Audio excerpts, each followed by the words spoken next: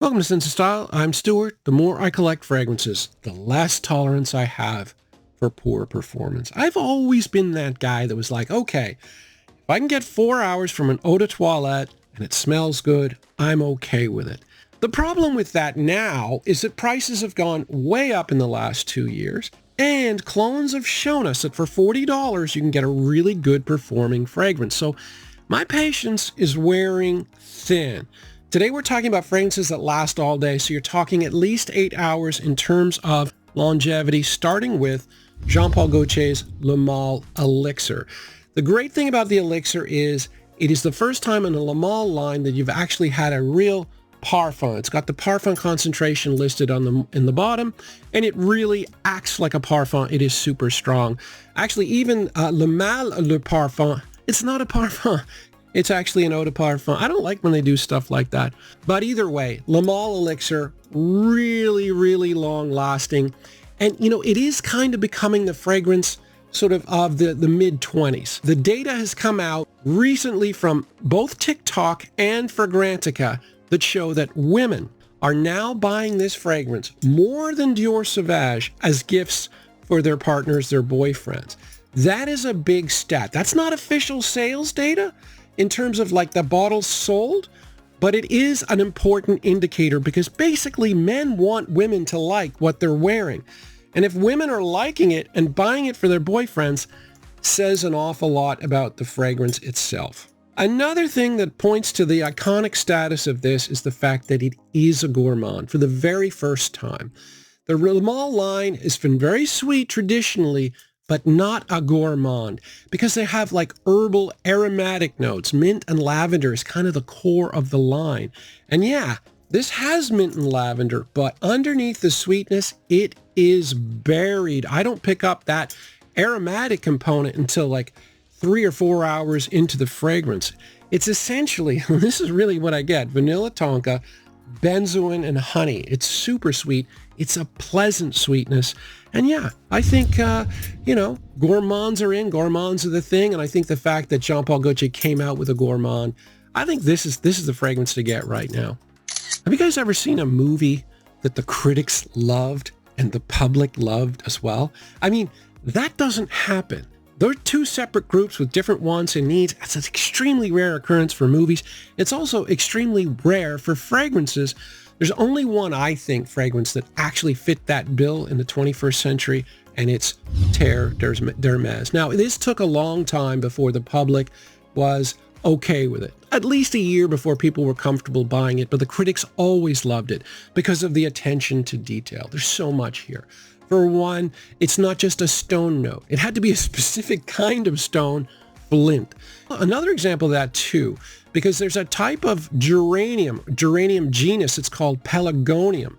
Now geraniums, they die in the winter. Pelargoniums are more evergreen and they're also more in the south. So Jean-Claude Elena was so specific about everything. Critics love that kind of stuff. Also the fact that you actually have an H for Hermes at the bottom of this. Little details like that they love. They love the fragrance. They love the iconic status of it and how it changed the way vetiver was treated.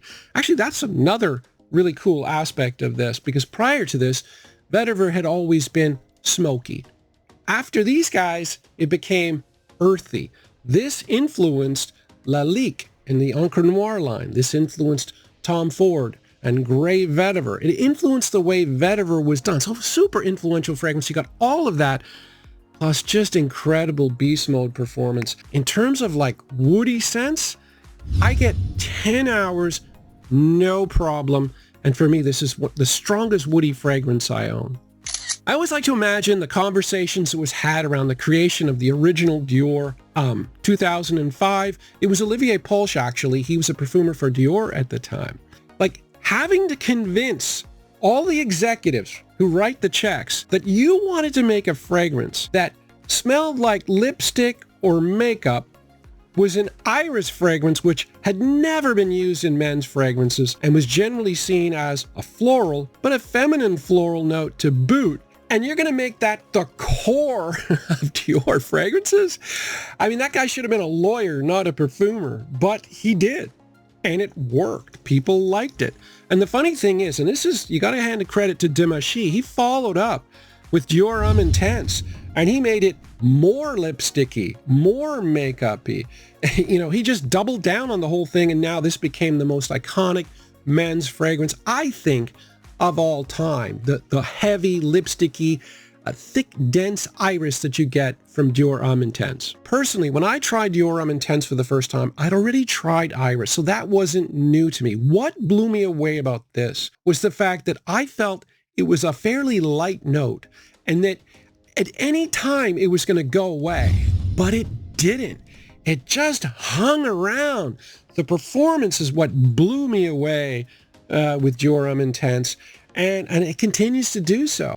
One of my least favorite fragrances of all time is Bottle Oud. The way I look at it, they took a westernized oud and they combined it with Boss Bottle DNA, which is like a sweet apple. Instead of making two separate fragrances, a real oud fragrance and another Boss Bottled, yeah, you kind of mash them together. I don't think it worked. And I've always wondered, and this is going to sound strange, I've always wondered if creating Boss Bottled Oud Saffron, which is a real oud fragrance and a Middle Eastern style oud. I wonder if this was like an apology to all their users in the Middle East about the way they butchered oud in the first place. Because yeah, this is a top class, really good designer oud, one of my favorites, and it's super, super strong as well. So it's a standard Middle Eastern oud, a lot of rose, a lot of oud, and obviously you're going to get a little bit more saffron than you normally would based on the name. And then for the sweetness, and most Middle Eastern ouds are quite sweet. You're going to get some labdanum and beautiful, beautiful fragrance. A true Middle Eastern designer oud. Maybe not as intense as some of the niche versions, but still a really good one. When a popular house has an established performance level, and you're going to be talking about a fragrance that is very different than the standard performance level, it's really hard to convince people that the fragrance is as strong as it is. And that is true in the case of Maison Margiela's By the Fireplace.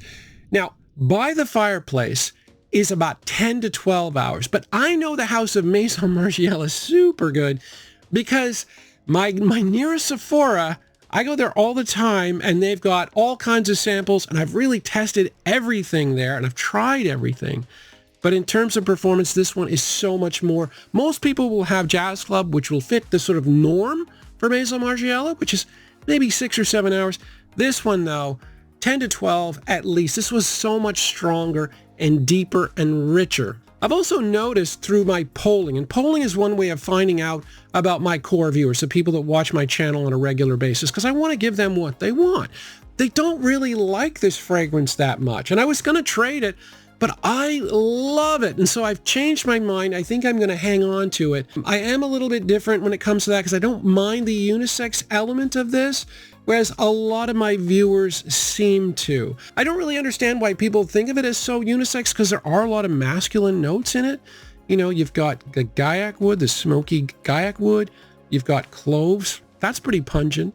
And then you've got that roasted chestnut feel. Now, the vanilla is super sweet, so it is a sweet fragrance, but yeah, the idea of a fireplace I don't think of as super feminine. I love this fragrance, so I won't be giving it away, but oh man, it's beast mode.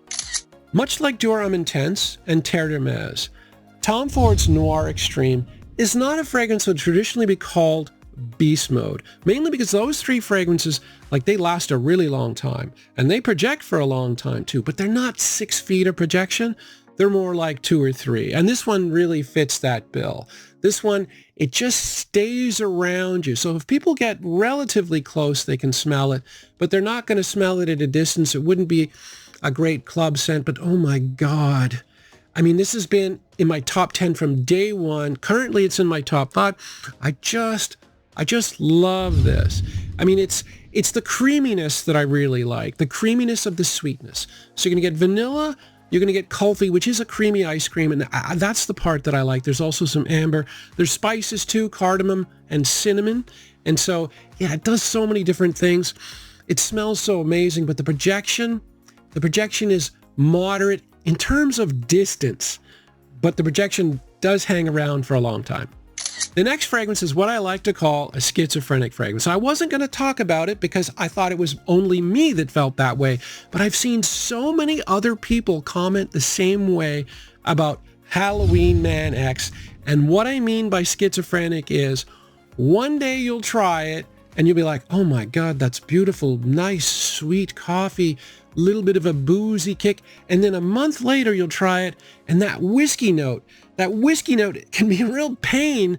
You know, if the weather isn't right or the conditions aren't right, it can come off smelling not great and inexpensive, like what it is. It's a very inexpensive fragrance, but there's no question in my mind that when it smells really good, it definitely outweighs the times when it doesn't. So yeah, I mean, that's essentially what it is.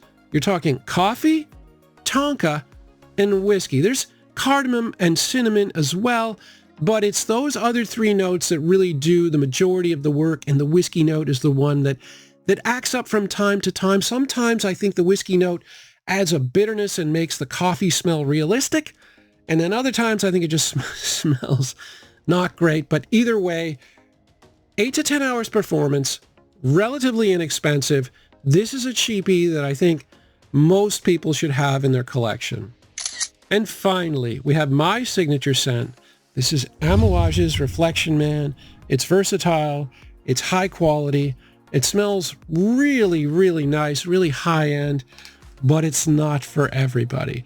And the main reason is it has 4 floral notes in the heart of the fragrance and nothing else. It is a floral fragrance fundamentally, and some guys, they don't like that, and that's fine. So essentially you're talking about orris, which is iris, jasmine, neroli, and ylang ylang. So it's got a creamy floral feel to it. Now there's a lot of woods in here too. You got vetiver, sandalwood, and cedar in the base. There's some aromatic notes, including petitgrain at the top, and rosemary. Rosemary plays a big role if you like rosemary. It has like a minty herbal feel to it.